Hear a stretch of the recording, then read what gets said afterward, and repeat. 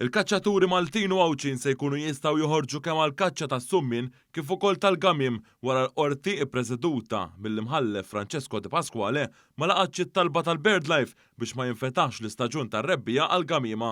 Il-ġimgħa l-oħra il-primawla tal-Qorti Ċivili laqgħet b'mod provizorju mandat ta' inibizzjoni mitlub mill-istess BirdLife kontra l-Ministeru Għawdex biex ma jiftaħx l-istaġun. Iżda it-tlieta l-imħallef De Pasquale innota li din it-tielet sentenza konsekuttiva li tingħata wara l-BirdLife għamlet dan it-tip ta' mandat b'argumentazzjoni simili. B'reazzjoni għal din is-sentenza, il-Ministru Clint Camilleri fuq il-medja soċjali għall il-Gvern u kommess li ma jiġu ittollerati ebda manuvri legalistiċi li l-uniku skop tagħhom u li jmorru kontra l-vot tal-poplu. Tenna l-kelma tiegħu il-Gvern iżomma b'rispett sieħ lejn il-liġi u l-qrati ta' pajjiżna u dan minkejja l-ostakli kollha.